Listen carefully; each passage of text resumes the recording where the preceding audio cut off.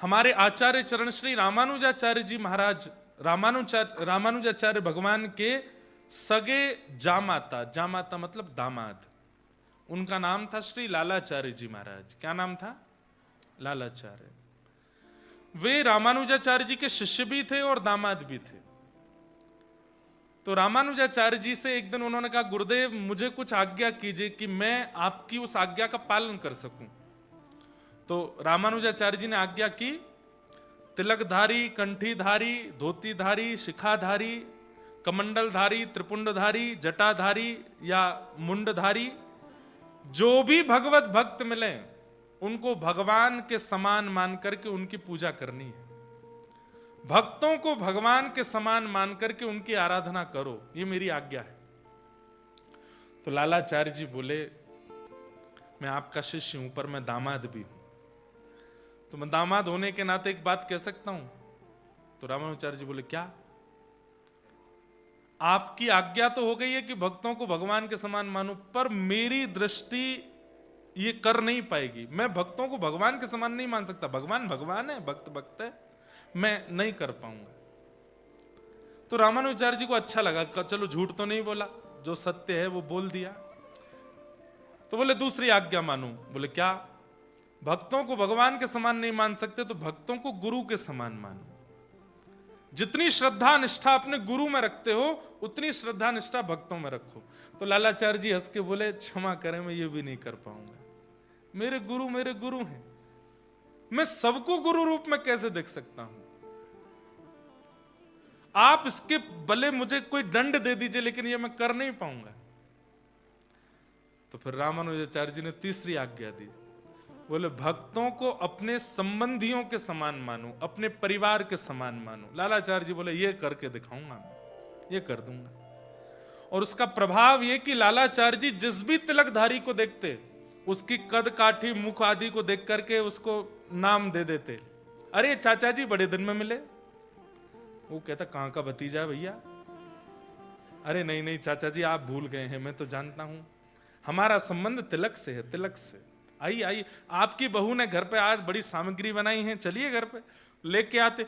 अकेले लालाचार्य जी, उनकी पत्नी भी इतनी निष्ठावान, आके घर में देखो वहां के चाचा जी आए हैं, तो पत्नी भी आके प्रणाम करती, घूंघट करती, चाचा जी बैठिए ना मैं बनाती हूं प्रसाद।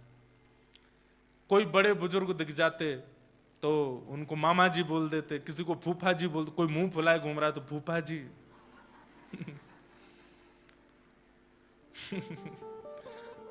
I'm sorry to all फूफाजीज whoever is sitting in this hall. फूफा जी थोड़े मुंह फुला लेते हैं। सबको वो संबंधी मानते थे। पूरे नगर में चर्चा था कि लालाचार्य जी की भक्ति देखो, ये सब तिलकधारियों को अपना संबंधी मानते हैं। कभी कभी तो इनकी पत्नी की सहेलियां वो उनसे मजाक विनोद कर देती, अरे घूंघट कर ले, क्यों? क्या पता तेरे दादा ससुर आ रहे हो सामने से, देख तिलकधारी आ रहा है कोई, तो वो वास्तव में घूंघट ही कर लेती। बोले हाँ तूने बढ़िया याद दिलाया, दादा ससुर ही है।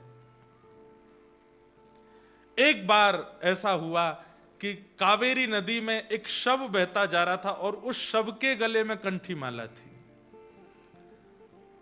और तभी इनकी पत्नी जल भर रही थी। तो विनोद में फिर से सखियों ने कहा, अरे अरे देख कहीं तेरा देवर तो नहीं जा रहा मरा हुआ, देख किसी का शव बहता हुआ जा रहा है, गले में कंठी माला है।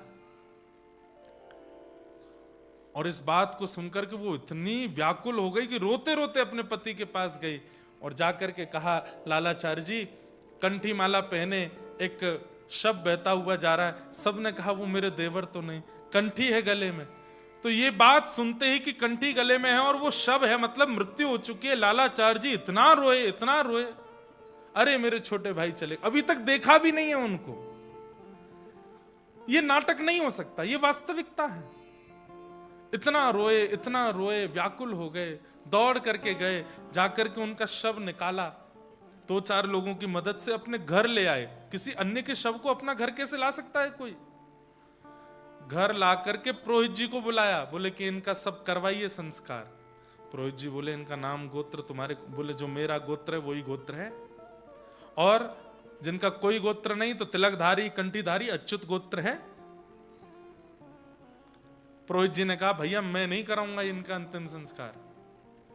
जैसे तैसे एक ब्राह्मण मिला, उसने संस्कार कराया। 13 दिन तक 10 गात्र किए, जो हमारे रिचुअल्स में होता है। 13 दिन बाद ब्राह्मण भोज रखा घर पर, एक भी ब्राह्मण नहीं आया। बोले कुल ये अपनी भक्ति अपने रखे अपने पास, कुल का नहीं, जाति का नहीं, खानदान का नहीं, उसका भोजन करने जाएंगे हम? तो लालाचार्य जी रोते हुए रामानुजाचार्य जी के पास गए। बोले मैंने तो आपकी आज्ञा का पालन किया था, पर यह संसार उस आज्ञा को पूर्ण होने नहीं दे रहा है। आपने कहा था कि तिलकधारी, कंठीधारी सब तुम्हारे संबंधी, अपने संबंधी का मैं 10 गात्र कर रहा हूं, ब्राह्मण भोज कर रहा हूं, तो फिर ब्राह्मण भोजन करने क्यों नहीं आए? मेरी निष्ठा में कमी नहीं है, पर ये संसार के लोग मेरी निष्ठा को पनपने नहीं दे रहे हैं।